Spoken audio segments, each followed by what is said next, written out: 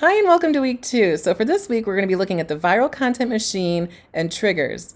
We're going to locate this in a company that you've probably heard of, BuzzFeed. What about BuzzFeed is so important that we are going to use it in this class? Well, first of all, the way that BuzzFeed was created, the history of BuzzFeed, is right in line with looking at the way in which humans connect to content and specifically how and why they engage with what they do. And so Peretti designed and created BuzzFeed really as a way to observe this culture. He was at MIT when he did this, and he wanted to see if you could get people to click on something and keep them coming back, essentially creating this desire for more content, for viral content.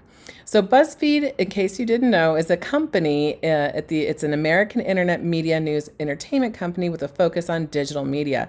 It's based in New York City. It was founded, like I said, in 2006 by Jonah Peretti and John S. Johnson III to focus on tracking viral content.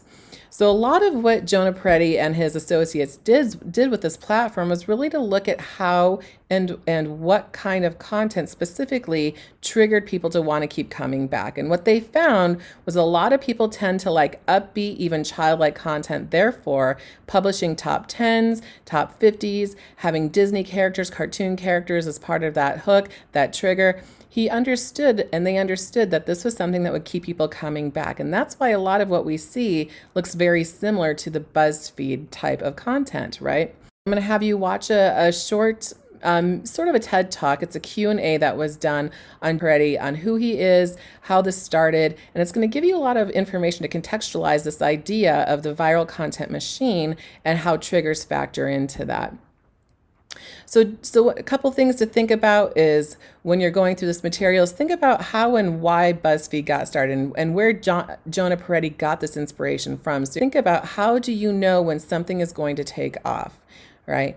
So as we move through this module, we're going to talk about word of mouth, audience perspective, BuzzFeed's timing as an example, so when and how things evolve, surfing that wave, competition, so instant versus broadcast format. Print media is bumpy, but the adoption is happening quicker. Obviously, what's happening with the quarantine right now, we're going to see a lot more movement and things becoming online because of this particular situation. But even prior to this, this was already happening. Another thing is that connection between BuzzFeed and social media, in this case specifically Facebook. So Facebook's mission is to connect people, and over the last few years there's been a decline in that, and one of the things that has offset that decline is professional content creation. And so BuzzFeed, as an example, is one of those companies that has been filling that void.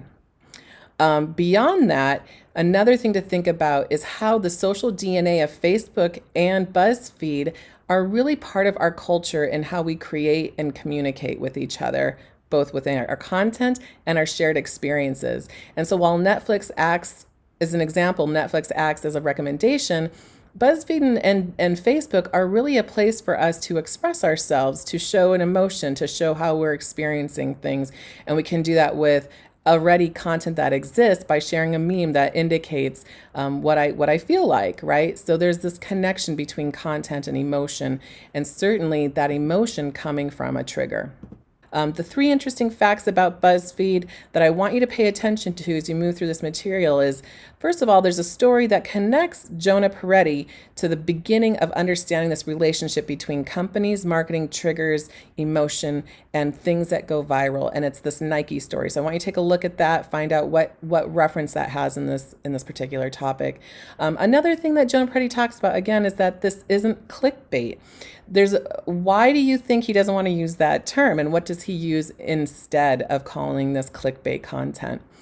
And then another thing is this having to factor in the way that news, specifically this idea of fake news, has been moving through online and social media, and how has BuzzFeed addressed that, right? So what are a couple things that BuzzFeed has done to combat that?